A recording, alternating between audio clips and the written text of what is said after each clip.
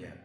हमारे शिक्षकों ने संगठन के कहने के बावजूद भी शिक्षकों के हित में दर्शाए गए बातों को दरकिनार कर परीक्षा दिया, लेकिन हालात अभी भी बद से बदतर है। सरकार जिस षड्यंत्र रचा था उसमें शिक्षकों को फंसाने का अभी तक काम किया है।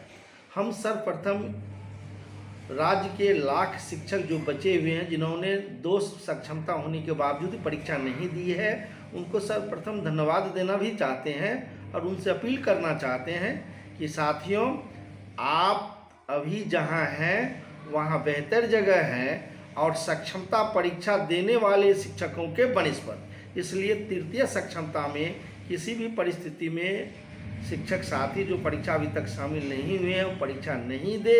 यह उनके हित में रहेगा, शिक्षकों के हित में रहेगा और शिक्षकों के सुविधाओं के हित में रहेगा।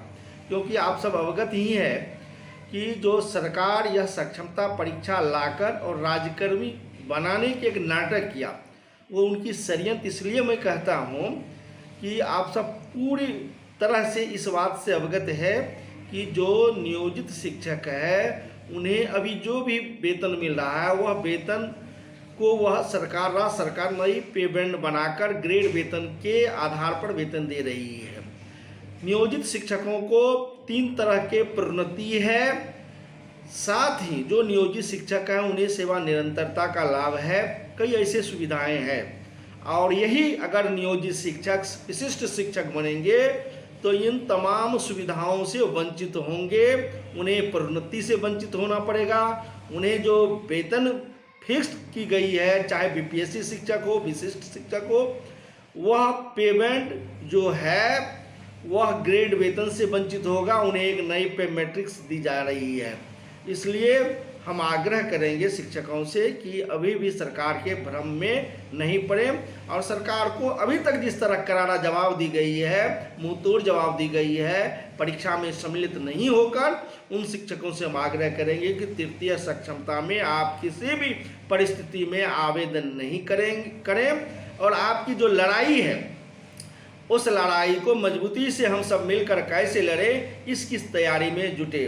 साथियों, अभी मैं आपको एक नई बात नहीं, सरकार की उस षड्यंत्र का खुलासा करना चाहता हूं कि जो विशिष्ट शिक्षक को वेतन संरक्षण का उन्होंने बात किया था, अभी आप देखिए निदेशक का पत्र जो निर्गत हुआ है वेतन देने की, वह जो उनमें मूल वेतन अभी है वह देने की उन्होंने बात कही है और कालांतर में बकाया वेतन देगा। स्पष्ट है कि सरकार वही षड्यंत्र कर रही है कि कालांतर में आपको वेतन संरक्षण नहीं बल्कि आपको इसी वेतन में रखेगा जो विशिष्ट शिक्षक के लिए जो बेसिक ग्रेड का शिक्षक है 25,000 उसी में रखेगा। सरकार की षड्यंत्र खुल रही है, खुलासा हो रहा है। विशिष्ट शिक्षकों के अहित में उनकी षड्यंत्र जो थी वह अभी भी जारी है। इसलिए जो नियोजित शिक्षक है उनसे अपील हम करना चाहेंगे कि आप परीक्षा किसी भी सूरत में नहीं दे, आवेदन नहीं करें। आप अपने हक की वजूद की लड़ाई को और मजबूती से लड़ें ताकि जो सहायक शिक्षक का स्केल है 9300 से 34,800 का, उसका जो ग्रेड वेतन है वह मुझे कैसे मिले, राज्यकर्मी की तमाम सुविधाओं कैसे मिले, इसकी आपको लड़ाई लड़नी पड़ेगी। आपको पुरानी पेंशन की लड़ाई लड़नी पड़ेगी। आप यहाँ रहेंगे, स्वस्थ रहेंगे, बेहतर आपकी सेवा रहेगी।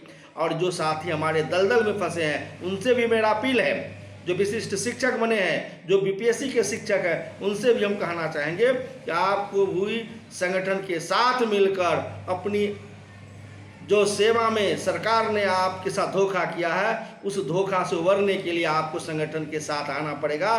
शिक्षक साथियों जो अभी तक डटे हुए हैं, सरकार के लिए वह एक सीख है कि शिक्षकों ने इतना होने के बाद परीक्षा नहीं दिया। आप उनके मार्गदर्शन में आपको आने की आवश्यकता है। इन्हीं चंद बातों के साथ तत्काल में हम अपनी बात को समाप्त करते हैं और तमाम शिक्षक साथियों को धन्यवाद देते हैं।